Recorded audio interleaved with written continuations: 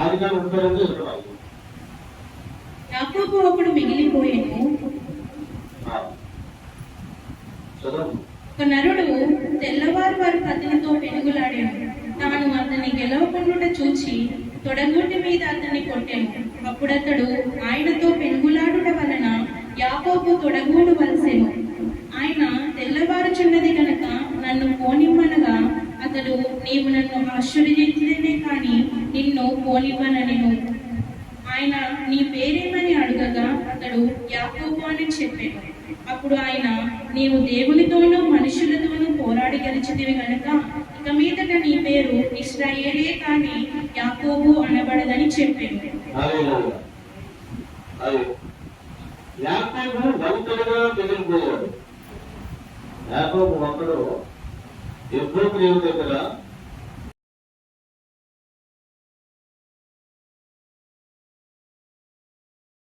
దేవుడు అనే ఒంటరిగా ఉండి ప్రార్థన చేస్తే దైవ ప్రత్యక్షతలు కలుగుతాయి. ఒంటరిగా ప్రార్థన చేస్తారు. ఇప్పుడు మొట్టమొదటిగా మనకి ఒంటరిగా ప్రార్థన చేసింది ఎవరంటే యేసు ప్రభువు వారు. మార్కు సువార్తలో ఆయన ఇంకా చీకటి ఉండగానే ఆయన అరణ్యములకు పోయి ఒంటరిగా ప్రార్థన చేశాను. ఆయన ఒంటరిగా ప్రార్థన చేసుకోవాలి. చీకటి ఉండగానే అరణ్యానికి వెళ్ళి ప్రార్థన చేసేవాడు. ఆయన మనకు మాదిరి. ఆయన ఒంటరిగా ప్రార్థన చేసి తండ్రిని అడిగి ఆ రోజు ఆయన దైవ ప్రత్యక్షత పొందుకొని ఆయన సేవ 3 సంవత్సరాలు 3.5 సంవత్సరాలు కూడా ఎంతో చక్కని సేవ యేసు ప్రభువు చేశారు. ఎంతో మంది రోగులకు స్వస్థపరిచారు, మరి సూచక్రియలు చేశారు, అద్భుతాలు చేశారు, ఆశ్చర్యకార్యం చేశారు, మహత్కార్యాలను చేసి ఆయన గొప్ప సేవను ఆయన చేశారు. అందులో ఒంటరిగా ఉండి ప్రార్థన చేస్తే దైవ ప్రత్యక్షత కలుగుతాయి. ఇప్పుడు నోవహును చూసుకున్నాము. నోవహు ఆ దినాలలో అందరూ పాపం చేసి చెడిపోయారు. లోకమంతా చెడిపోయారు. ఈ పాపం ఆకాశానికి తాకింది. ఈ పాపం అంటే నాకు ఇప్పుడు కూడా లోకాలను ఇప్పుడు కూడా సంపాదించుకోవడం, పెళ్లిగించుకోవడం, పెళ్లి పుచ్చుకోవడం, పిల్లలకు అనుకో ఇదే జీవితం అనుకుంటున్నారు ప్రజలు. దానికోసం ప్లానింగ్ ముందుగా బాగా చదువుకోవాలి, ఆ తర్వాత ఉద్యోగం సంపాదించాలి, ఆ తర్వాత పెళ్లి చేసుకోవాలి, ఆ తర్వాత పిల్లలు కనాలి, ఆ తర్వాత పిల్లలకు భవిష్యత్తు చూపించాలి, 1 ఇల్లు 2 ఇల్లు సంపాదించుకోవాలి, పిల్లలకి ఈ పిల్లల్ని డాక్టరింగ్ చేయాలి, లేదా ఈ పిల్లల్ని డాక్టరింగ్ చేయాలి. ఈ ప్లానింగ్స్ తోనే ఉన్నాయి తప్ప దేవుడి కోసం బ్రతుకుదాము, దేవుడి కోసం జీవిద్దాము, దేవుడి పని చేద్దాము, దేవుడిని బలపరుద్దాము, దేవుడిని కనపరుద్దాము అనేది లేదు అసలు. ఇప్పుడు ఆ రోజు కూడా ప్రజలందరూ కూడా పాపంలో పడి పెళ్లించుకోవడం, పెళ్లి పుచ్చుకోవడం తో ఉండిపోతే నీతిమంతుడు నోవహు ఒక్కడే. ఆ రోజుల్లో నీతిమంతుడు ఒక్కడే. నీతిమంతుడు నోవహు. ఆయనతో మాట్లాడాడు దేవుడు. నీతిమంతులతో మాట్లాడతాడు దేవుడు. పరిశుద్ధులతో మాట్లాడతాడు దేవుడు. నీతిమంతులే పరిశుద్ధులు, నీతిమంతులే పరిశుద్ధులు. వాళ్ళతో మాట్లాడతాడు దేవుడు. అప్పుడు నోవహుతో మాట్లాడాడు. వాడు కట్టమన్నాడు. నోవహు వాడు కనుక్కున్నాడు. దేవుడు నాకు చెప్పాడు, వాడు కట్టమన్నాడు. జలప్రలయం వస్తానంట. వర్షాలు భయంకరమైన వర్షాలు కురుస్తాయి.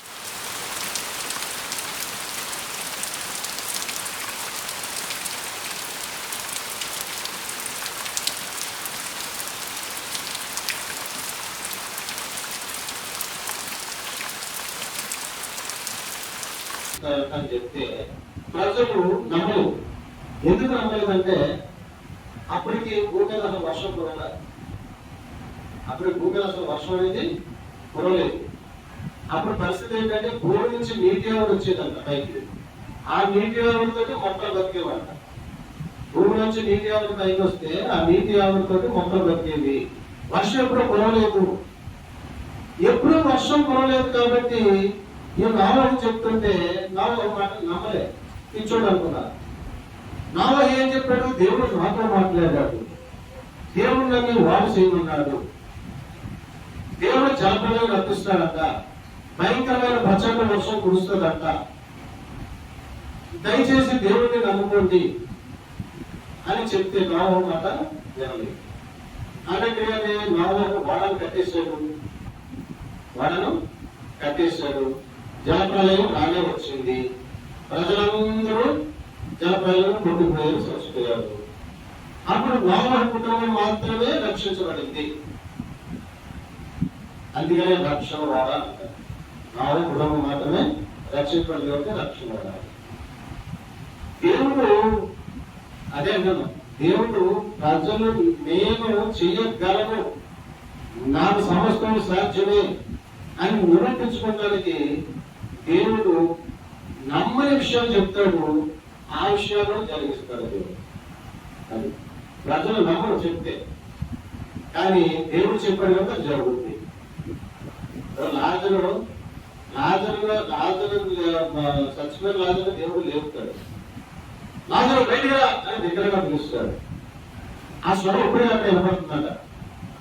ఈ మాట ఇప్పటికీ అక్కడ వినపడుతుందట. లాజరు లేచిన ప్రదేశంలో, ఇజ్రాయెల్ దేశంలో అక్కడికి వెళ్ళి నిలబడతారంట. లాజరు బయటగా, లాజరు బయటగా అనే స్వరం వినపడుతుందట. మరి అది ఎలా సాధ్యం? ఎప్పుడైనా లాజరు బయటకు రాగానే లాజరు లేచి బయటకు వచ్చేసాడు, బతికాడు. మరి అదే స్వరం ఇప్పుడు వినపడుతుంది, అది దేవుడి స్వరం కాబట్టి ఆ స్వరం ఇంకా వినపడుతూనే ఉంది. అంటే అదే ఆ మాట బట్టే దేవుడు నమ్ముకోవాలి, ఆ మాట బట్టే దేవుడు ఉన్నాడని ఈ ప్రజలు, ఈ పిచ్చి ప్రజలు తెలుసుకుంటారని, ఈ అజ్ఞానులు తెలుసుకుంటారని మాట్లాడాలి. అంతేనా? లోకమే జీవితం అనుకుంటున్నారు. దేవుడు చెప్తే నాకు జరుగుతుంది. 2020 సంవత్సరంలో దేవుడు నాకు రేవంత్ రెడ్డి కళ్ళు చూపించాడు. ఆయన నెట్నెస్ చేసి ప్రార్థన చేస్తాను. నేను అనుకున్నాను, నన్ను ఎవరైనా రేవంత్ రెడ్డి గారి దగ్గరికి తీసుకెళ్తారేమో రాష్ట్రం కదా అని. అప్పుడు నేను రేవంత్ రెడ్డి గారికి చేసి ప్రార్థన చేస్తానేమో అని నేను అనుకున్నాను. అప్పుడు నేను రేవంత్ రెడ్డికి ఏమో ప్రార్థన చేస్తున్నాను, కళ్ళు ప్రభావం ఏమి ముఖ్యమంత్రి చేయండి, తెలంగాణ రాష్ట్రానికి ముఖ్యమంత్రి చేయండి అని ప్రార్థన చేస్తున్నాను. నేను అనుకున్నాను, నేను ఇల్లు ఆయన ప్రార్థన చేస్తానేమో, నేను ఎవరైనా తీసుకెళ్తానేమో, నాకు ఆ భాగ్యం వస్తుందేమో నేను అనుకుంటే అలా. అంటే అలాగా చూపిస్తే అర్థమేంటి? ఆయన తెలంగాణ రాష్ట్ర ముఖ్యమంత్రి అవుతాడని దేవుడు చెప్పాడు అన్నమాట. అది నేను అర్థం చేసుకోవాలి. దానికోసం ఉపవాసం ప్రార్థన చేస్తే దేవుడు మళ్ళీ మాట్లాడేవాడు. నేను ప్రార్థన చేయలేదు, నేను అర్థం చేసుకోలేదు. ఆయన ముఖ్యమంత్రి అవుతాడని నేనే నమ్మలేదు. ఎందుకంటే అప్పుడు ప్రశ్న ఎటువంటిది? కేసీఆర్ మంచి ఫామ్ లో ఉన్నాడు, మంచి సత్తా పరిపాలన చేస్తున్నాడు. ఆయన కాంగ్రెస్ లేదు, అసలు కాంగ్రెస్ లీడర్లు తక్కువ మంది ఉన్నారు. మళ్ళీ ఈ కాంగ్రెస్ లీడర్లందరికీ కూడా రేవంత్ రెడ్డికి ఇవ్వడానికి ఇష్టం లేదు. ఆయన తెలుగుదేశం నుండి కాంగ్రెస్ లో వచ్చాడని ఆయన కాంగ్రెస్ పిసిసి అధ్యక్షుడు 10 ఉండడానికి వాళ్ళు అంగీకరించలేదు. వీళ్ళంతా వ్యతిరేకిస్తారు. కాంగ్రెస్ లేదు, ఎలా వస్తుంది అని అనుకున్నాం తప్ప దేవుడు నాకు చూపించడం ఆయన ముఖ్యమంత్రి అవుతాడని నేను అనుకోవాలి. 2020లో నేను ఒంటరిగా ఉన్నప్పుడు, మళ్ళీ ఇది కూడా గుర్తుపెట్టుకోండి, నేను ఒంటరిగా ఉండి ప్రార్థన చేస్తున్నప్పుడు చూపించడానికి దర్శనం దేవుడు. అదే సమయంలో పవన్ కళ్యాణ్ కూడా చూపించాడు దేవుడు. చూపిస్తే రేవంత్ రెడ్డి ఏమో తెలంగాణ ముఖ్యమంత్రి అయిపోయాడు, పవన్ కళ్యాణ్ ఏమో ఏపీకి డిప్యూటీ సీఎం అయిపోయాడు. వాళ్ళిద్దరినీ దేవుడు కళ్ళలో చూపించాడు. అయితే నేను ఈ మాట సంఘంలో చెప్పాను, పవన్ కళ్యాణ్ నాకు దేవుడు చూపించాడు, కళ్ళను చూడండి, ఆయన నెగ్గుతాడు, చూడండి రాష్ట్రంలో ఆయన నెగ్గుతాడు అని నేను చెప్పాను. అన్నట్టుగా ఆయన నెగ్గాడు, డిప్యూటీ సీఎం అయిపోయాడు. వాళ్ళు అంటున్నారు రాజ్యపాల్ చెప్పాడు, రాజ్యపాల్కి దేవుడు చూపిస్తున్నాడు, అది నిజము, అప్పుడు మాకు చెప్పాడు, రాజ్యపాల్ ఇప్పటికీ వాళ్ళు చెప్తారు సాక్ష్యం. అట్లా అన్నమాట. అంటే ఎప్పుడు అప్పుడు ఆ ప్రత్యక్షత నాకు ఎప్పుడు వచ్చింది? ఆ ప్రత్యక్షత ఒంటరిగా ఉండి ప్రార్థన చేసినప్పుడు వచ్చింది ఆ ప్రత్యక్షత. నేను వీళ్ళందరూ కూడా కరోనా సమయం అది 2020, వీళ్ళందరూ కూడా దేవాలయం ఇక్కడ కరోనాలో, నేను ఒక్కడే ఇక్కడ ఉన్నాను. అప్పుడు రాత్రి అర్ధరాత్రి 1 గంటల వరకు ప్రార్థన చేసేవాడు. ఒక్కడే కదా, నేను ప్రార్థన చేసుకునేవాడిని. వండుకోవడం, తింటాం, ప్రార్థన చేసుకోవడం. ఇంట్లో అన్నీ ఉన్నాయి, సమృద్ధి ఇచ్చాడు దేవుడు. వండుకోవడానికి అన్నీ ఉన్నాయి, సమృద్ధి ఇచ్చాడు. అందరూ జనాలు 20 నిలబడి బయట ఎవరైనా పెడితే తింటున్నారు, ఆసుపత్రుల చుట్టూ తిరుగుతున్నారు, బంగారం అమ్ముకుంటున్నారు, ఇల్లు అమ్ముకుంటున్నారు, ఆ రోజుని ఆసుపత్రి చుట్టూ తిప్పుతున్నారు. భయంకరమైనటువంటి పరిస్థితి కరోనా సమయం. అయితే మేము చాలా హ్యాపీగా ఉన్నాం. ఆ టైంలో చాలా హ్యాపీగా ఉన్నాము. మరి పాత్రలో పెట్టిన బంగారం కూడా నేను ఆ టైంలో విడిపించాను. మరి మా మామూలు అదే సమయంలో చనిపోతే ఇక్కడి నుంచి అక్కడికి వెళ్ళాము. మరి మా అన్ని అడిగాడు, మరి నీకు ఎక్కడైనా డబ్బులు కరోనా ఎక్కడ డబ్బులు అని అంటే దేవుడు నా ముందుగానే సిద్ధపరిచాడు. కరోనా వస్తుందని సంగతి దేవుడు తెలుసు, ఆయన సర్వజ్ఞానం. దేవుడు కరోనా వస్తుందని చెప్పి ముందుగానే నన్ను దేవుడు సిద్ధపరిచాడు. నా చేతిలో డబ్బులు ఉండేటట్టు చేసాడు. అట్లా జరిగింది. అంటే ఒంటరిగా ఉంటే పరిచయం అంటే అదనమాట. అది ఒంటరిగా ఉంటే దేవుడు మాట్లాడతాడు. ఒంటరిగా ఉంటే మనకు కళ్ళు వస్తాయి. మరి ప్రార్థన చేయాలి. ఒంటరిగా ఉండి సినిమా చూడటం కాదు. ఒంటరిగా ఉండి ఏమేమో పిచ్చి పిచ్చి ఆలోచనలు ఆలోచించడం కాదు. నేను రక్షణైనప్పుడు ఒంటరిగా చెప్తానంటే ఏమేమో ఉండేది ఆలోచనలన్నీ కూడా తీసుకొచ్చి అంతగా పాపాలకు సంబంధించి ఇలా ఉంటాయి. అయితే ఇప్పుడు ప్రభు నమ్ముకున్న తర్వాత దేవుడిగా హృదయంలోకి వచ్చిన తర్వాత నేను ఒంటరిగా ఉంటే బైబిల్ చదువుతున్నాను, ప్రార్థన చేస్తాను తప్ప రెండోది లేదు. అందుకే తర్వాత అందుకని ఇప్పుడు యాకోబు ఒంటరిగా మిగిలిపోయాడు. మిగిలిపోయి ఎందుకు ఒంటరిగా మిగిలిపోయాడు? వాళ్ళ అన్నయ్య ఏసావు చంపేస్తాడు అని భయపడుతుంది యాకోబుకి. ఎందుకు? ఏసావుని 2 సార్లు మోసం చేసాడు. మొట్టమొదటిసారి ఏం చేశాడు? ఆకలేసి ఆ కూరలో అంత వేసి పెట్టి అనుకుంటే కవర్ అయిపోయి ఈ గ్యాస్ చంప నాకు తీసేయమన్నాడు. నేను ఆకలితో ఉన్నాను, నేను బ్రతకడం ముఖ్యము, నాకు ఆ గ్యాస్ మొత్తం నన్ను బతికిస్తుందా, తీసుకో అని ఇచ్చేసాడు పాపం. అంటే వీక్నెస్ ఆధారంగా చేసుకుని దాన్ని యాకోబు క్యాష్ చేసుకున్నాడు. గ్యాస్ మొత్తం లాగేసుకున్నాడు. రెండోసారి ఏం చేశాడు?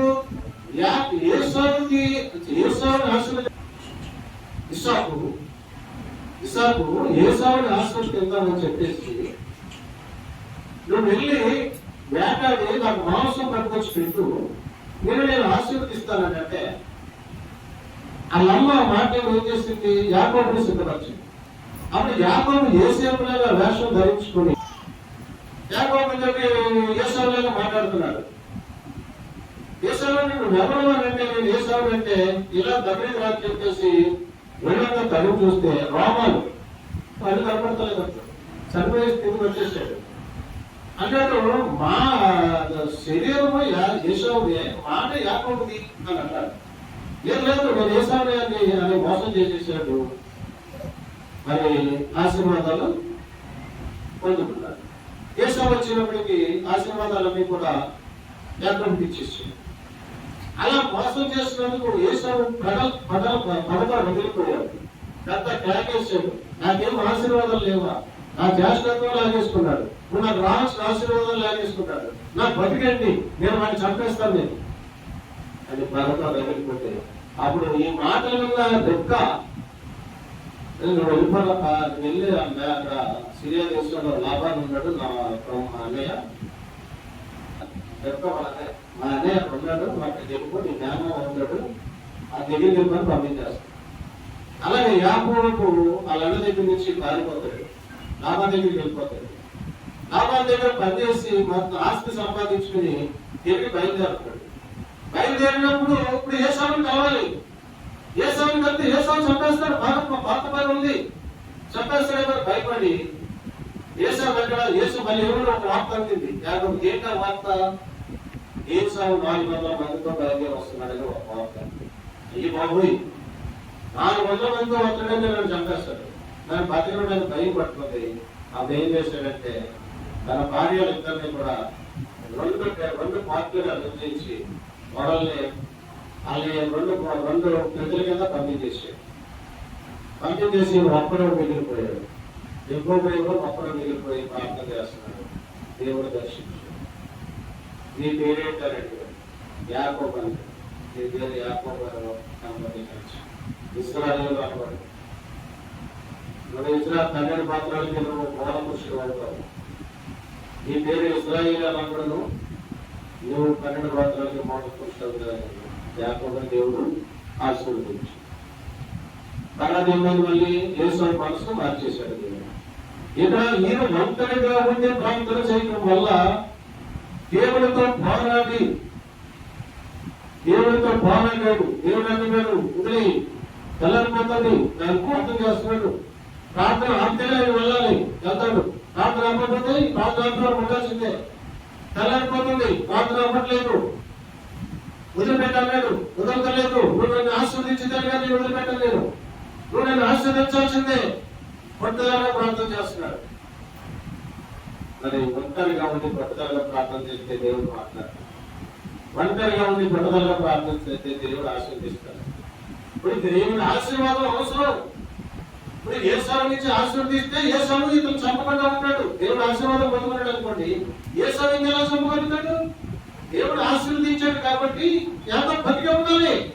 ఏసావు చంపడానికి అవకాశం ఉండదుగా. అందుకని నువ్వు నన్ను ఆశీర్వదించితే తప్ప నేను వదిలిపెట్టమన్నాడు. అప్పుడు దేవుడు ఆశీర్వదించి ఈ తరుగుడు మీద కొట్టాడు. తరుగుడు మీద పెడితే తుంటినాను తెగిపోయింది. అందుకని యాకోబు కుంటుకాలకు రక్షవాడు. ఇప్పటికీ ఇశ్రాయేలీయులు ఆ తుంటినాను తెగబడతారు, తుంటినాను వాడు తెగబడతారు అనమాట. అట్లాగా యాకోబు ఒంటరిగా ఉండి పట్టుదలగా ప్రార్థన చేసి దేవుడు ఆశీర్వాదం పొందుకొని ఏసావు నుంచి తప్పించాడు. అప్పుడు ఏసావు మనసు దేవుడు మార్చేసాడు. మనసును మార్చే దేవుడు, ఆశీర్వదించే దేవుడు. ఆయన మాట నిరంతరం కాదు, మాట ఇస్తే తప్పని వాడు. ఆయన అన్వేషకుడు రుణస్తుడు కాదు. అప్పుడు సరే పోరాడు ఆశీర్వదించాడు అన్నాడు. అప్పుడు ఏసావుని కలుసుకున్నాడు. ఏసావు మనసు మార్చేసాడు దేవుడు. ఏసావు సంపదాలు అనుకున్నవాడు తన తమ్ముడిని కౌగిలించుకున్నాడు. తన తమ్ముడిని కౌగిలించుకుని ముందు పెట్టుకున్నాడు. చూసారా? అందులో దేవుడు ఎదుటివారి మనసులు మార్చేస్తాడు, శత్రువులు మిత్రులుగా మారుస్తాడు, దేవుడు మేలుగా మార్చేస్తాడు, కృతజ్ఞతలు సమర్థం చేస్తాడు. మరి దుష్టుల ఆలోచనలు కనుగొలుస్తాడు. మన గురించి ఎవరైనా చెడ్డ ఆలోచనలు ఆలోచిస్తే మనల్ని ఏదో ప్రభుత్వాలు ఇంకోటి నేనైనా చేసేయాలి అని అనుకున్నప్పుడు ఆలోచన కనుగొలుస్తాడు. నేను ఒక సేవకుడికి ఒక మాట అనేస్తాను.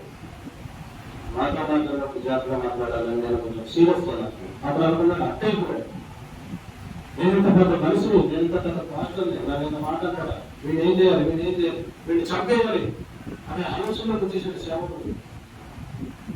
నేను అక్కడ కేరళలో ఉన్నాను.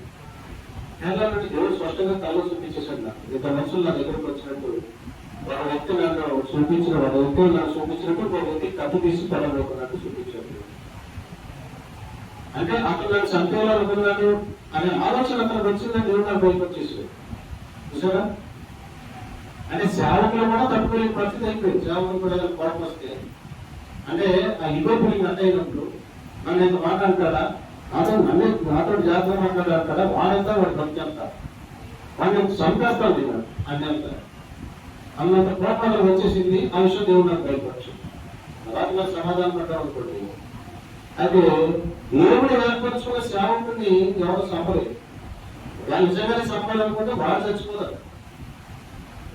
ఆయన పొంగబోటి దేవదాస్ గారు ఉండేవాడు. ఆయన్ని చంపేయాలని ఒక పాస్టర్, దేవాలయానికి సంబంధించిన ఒక పాస్టర్ 10 మంది మనుషులు ఆయన దగ్గర పంపించాడు. చంపేదని పంపించాడు. ఆయన ప్రసంగం చెప్తుంటే వీళ్ళ విధి ఏంటంటే ఎంత గొప్ప దేవుడు, ఎంత గొప్ప, ఇలాంటి వాళ్ళని చంపడం ఏంటి, మనం ఏం చంపడం ఏంటి, దేవుడు మనిషి ఏదా అని చెప్పి వాళ్ళు ఎలాంటి తిరుగుతారు. చంపమని మనుషుల పట్ల పాజిటివ్ ఏమో తెలుసా, రైతు కూడా చచ్చిపోయాడు. అంటే దేవదాసరిగా దేవుడు ఏర్పరచుకున్నాడు అని దేవుడు ఆయనతో మాట్లాడాడు. దేవుడు దేవదాసరిగా కనిపెట్టేవాడు. ప్రాంతంలో దేవుడు స్వరం ఇంకా దేవుడు స్వరం ఉండిస్తాడేమో, దేవుడు నాతో మాట్లాడతాడేమో అని కనిపెట్టేవాడు. ఆయన కనిపెడతాడని దేవదాసుని దేవుడిని మాట్లాడి నువ్వు బైబిల్ విషయం స్థాపించని చెప్పాడు. దేవుడు బైబిల్ విషయం స్థాపించాడు. దేవుని మాట మీద దేవుని బైబిల్ విషయం స్థాపిస్తే ఈరోజు ఆ బైబిల్ విషయం ప్రపంచవ్యాప్తంగా ఉంది. ఈరోజు ఎంతో పెద్ద పెద్ద సంఘాలు ఉన్నాయి, గొప్ప గొప్ప కార్యాలు జరుగుతున్నాయి, సంస్థలు అద్భుతాలు జరుగుతున్నాయి, ఎంత సంఘం అయిపోయింది, పెద్ద పరిచయం జరుగుతుంది. అందుకని దేవుడు ఏర్పరచుకున్నటువంటి సేవకుని ఎవరైనా చేయలేరు. అందుకని యాకోబు ఏమనుకున్నాడు, దేవుడు నన్ను ఆశీర్వదిస్తే మా అన్నీ నన్నేం చేయలేడు, నన్ను చెప్పడు అనుకున్నాడు. నువ్వు ఆశీర్వదించితేనే కానీ నేను నీకు పెట్టను, నువ్వు నన్ను దీవిస్తే కానీ నేను వదిలిపెట్టను. అందుకని ఒంటరిగా ఉంటే ప్రార్థన చేస్తే దైవ ప్రత్యక్షతలో మనం పొందుకుంటాం. మన అవసరాలు మన దేని గురించి సరే మన ఒంటరిగా ఉంది నీకు ఏదైనా అవసరం, ఈ అవసరం ఖచ్చితంగా నాకు కావాలి అని అనుకున్నప్పుడు నువ్వు ఒంటరిగా ఉండి పట్టుదలగా ప్రార్థన చేయి, దేవుడు నేను అందిస్తాను. తర్వాత ఇంకా ఒంటరిగా యెహోషువ ఒంటరిగా ఉండి ప్రార్థన చేశాడు. అలాగే కర్మేలు మీద ఏలియా ఒక్కడే, కర్మేలు పర్వతం మీద ఏలియా ఒక్కడే. ఈ ప్రవక్తలందరినీ చంపేశాడు. నా టైంలో ప్రవక్తలందరూ చంపిస్తే ఏలియా ఒక్కడే మిగిలాడు ప్రవక్త.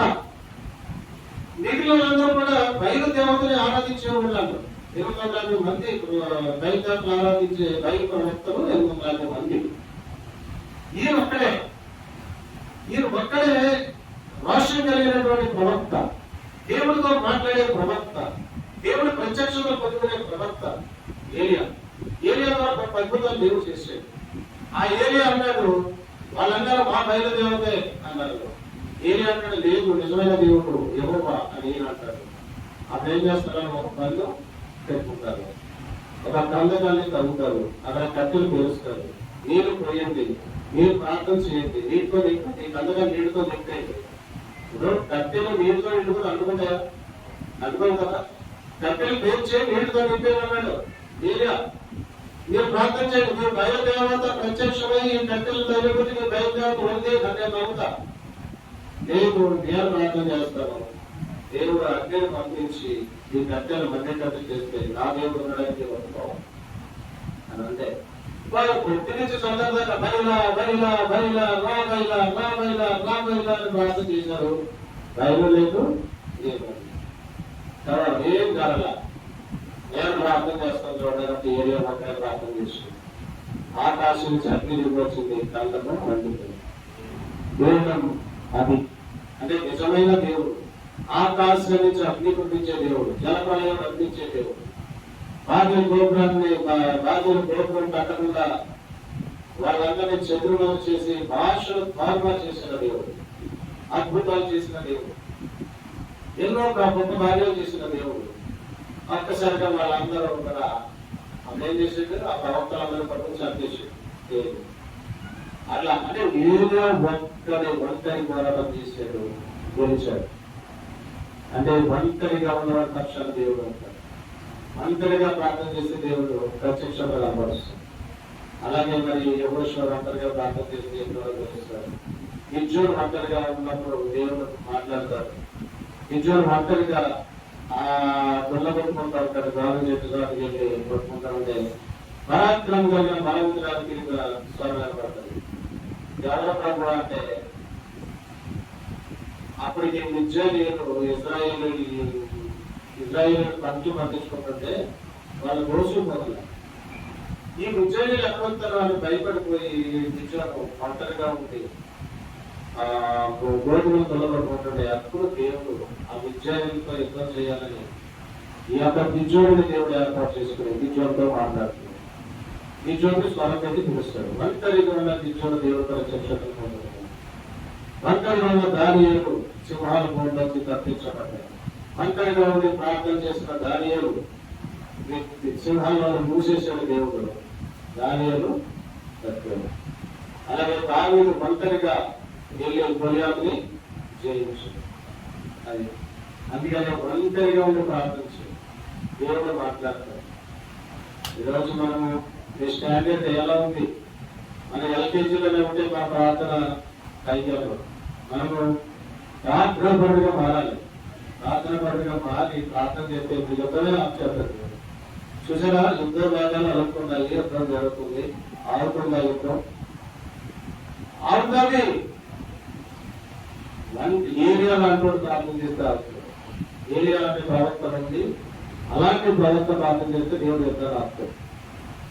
అంటే దేవుడికి అసాధ్యమైన లేదు. కనికరించు ప్రభు అని కన్నీరు పెట్టుకుని ప్రార్థన చేస్తే యుద్ధాన్ని ఆపే దేవుడు. ఎందుకంటే ఆయనే అనుమతించాడు కాబట్టి యుద్ధం జరుగుతుంది. ఆపుతానికి యుద్ధం జరగడానికి ఆయన అధికారం ఆయనకి అదనమాట. అందుకనే ఒంటరిగా ఉంటే దేవుడు ప్రత్యక్షత మాటల దేవుడు విషయం